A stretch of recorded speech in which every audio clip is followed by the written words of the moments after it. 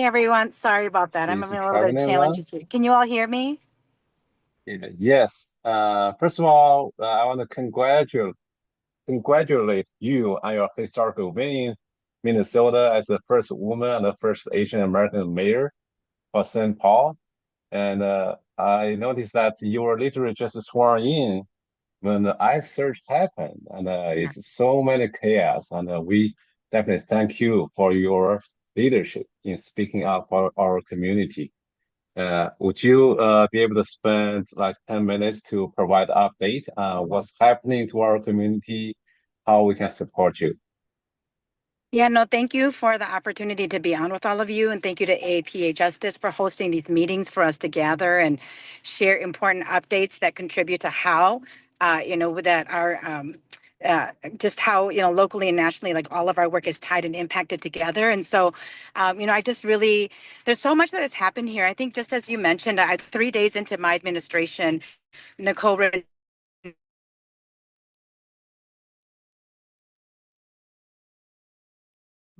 Is frozen. She's kind of traveling in between her work sessions. So let's give it a few about seconds. our, can you hear Good. me? Yes, we can hear you now. There, okay, sorry. When I travel and I go around our state, people ask me, and out of the state, people ask me, what is the one thing that I want everyone to know about what is happening in Minnesota?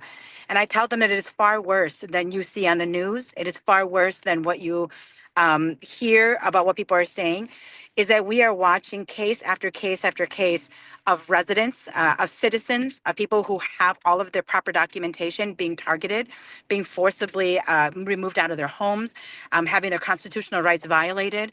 We have people who have been law-abiding residents for decades, and had been doing check-ins with the federal government for decades, and all of a sudden now they're being labeled as hardened criminals when these are people who have turned their lives around, might have been wrongfully convicted. I think wrongfully convicted because, as minors who should never have been charged as adults, or were told to take plea deals because their lawyers had no idea the integration, the how immigration laws and the conviction would interact. And so, they had bad advice from lawyers, and that these individuals have gone on to school, have gone on to have jobs and have families. And these are the individual we're moving. And just the images that ICE puts out there, not showing their own faces, but showing the face of the person that they've detained, and putting up descriptions that have nothing to do with this individual, that they are not hardened criminals, they are not national security threats. And so that is what has been happening on the ground here.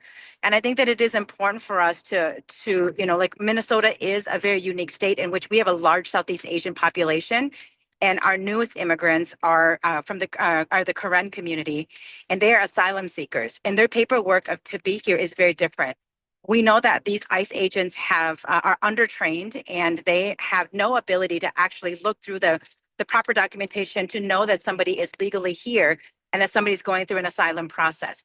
So we've had in the Karen community many people getting taken out of their homes, sent to Texas, and then when their paperwork is validated, ICE just opens the door and lets them out and expects them to get home somehow.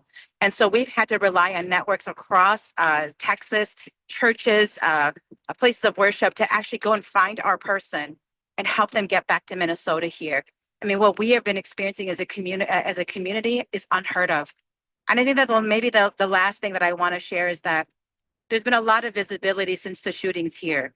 And I think that some of the incidents started picking up, I'd say right around maybe the end of November. But our Asian American community, our AAPI community, has been targeted since June. My very first meeting with ICE was when I was still at the state legislature as a state representative in April. And when I had conversations with them at that time, I remembered our community already telling us that they were being taken. And at that time, at a community hearing, one of our leaders, his brother is an American citizen, and he was taken and detained for 2 days. So like this was already happening to our communities months before the visibility that we are seeing now on the news. I was going in and just, just to finish that thought, my conversations with ICE at the time, I asked them because they told us they were going after hardened criminals and people were national security threat. And I remember specifically asking them at that time, well, did you get through everyone? Because it looks like you're just going after everyday citizens now and everyday residents. And so we were already having some contentious arguments with ICE agents at the time, but I think I was the only one in a room of people that was really feeling the heat increasing on our AAPI community. And so starting in June, I started going with family members who had individuals who were impacted to do their check-ins at our Whipple building, which is our federal building. And we started organizing with community groups because we knew that if more of us were going in for these check-ins, ICE was less likely to grab them. And so I wasn't going as a state representative at the time. I was going as a community member to show up for other community members. And so we were already going through protocols and procedures and how to protect someone if they should get taken, who they have to call, and having lawyers in place and preparing their families for the potential that they were going to get taken. And so this has been happening all summer long, and we were seeing that the Hmong community, specifically in Southeast Asian community, were being targeted. There were a couple of weekends where there were just people couldn't leave their homes because they knew that our communities were getting targeted. So I say this because I think it is so important for us to remember that we are constantly hyper invisible. That when we were the targets, this was not on anybody's radar.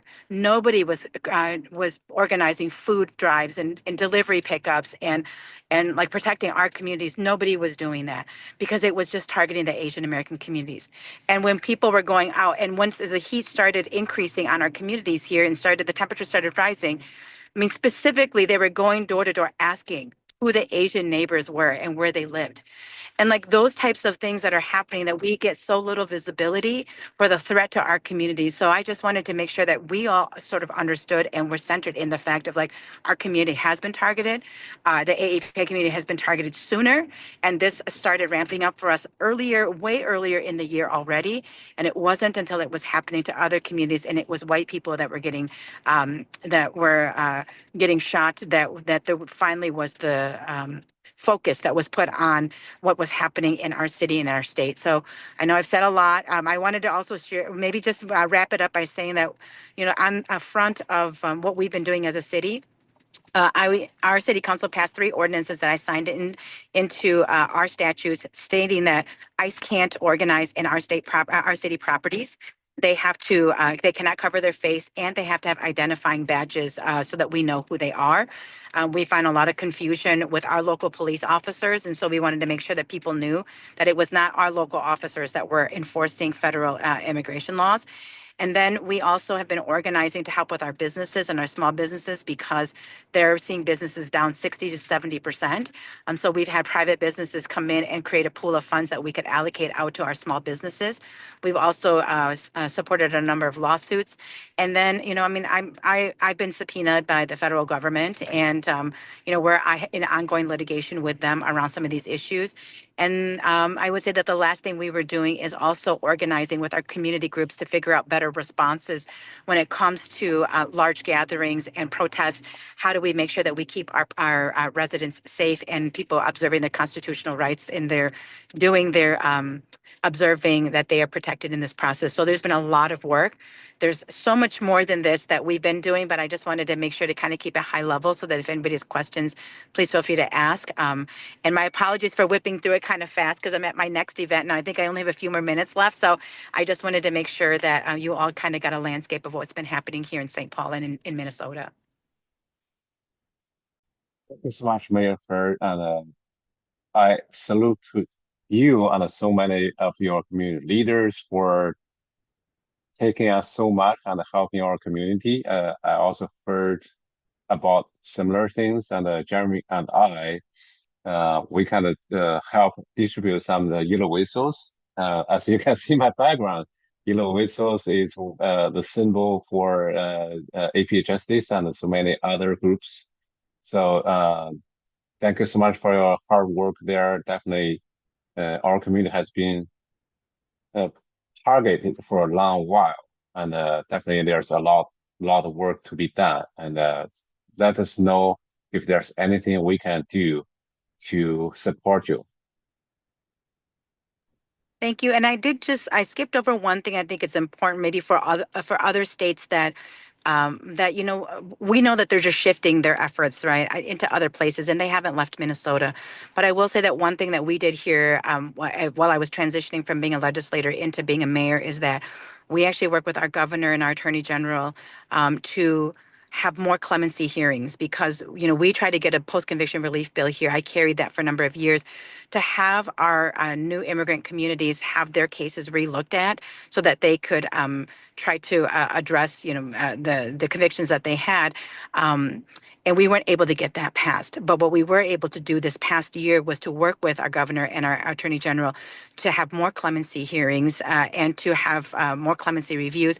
So we went from them meeting 4 times a year and having one clemency hearing a year to having I can't. We went to, I think it was 4 clemency hearings a year, and I think it was 8 total of like the reviewing of the paperwork, and so in the cases, and so we've had hundreds upon hundreds of people get pardoned, and those people, I know that this is all happens behind the scenes, and no one knows the real impact of this, but like for us, those families that were able to get pardons, it meant the world to them, and they were now, I could have some relief from what was happening here. So as you are all thinking about next steps for yourselves, look at your clemency process and look to see if there are things that you can do to have more of those hearings.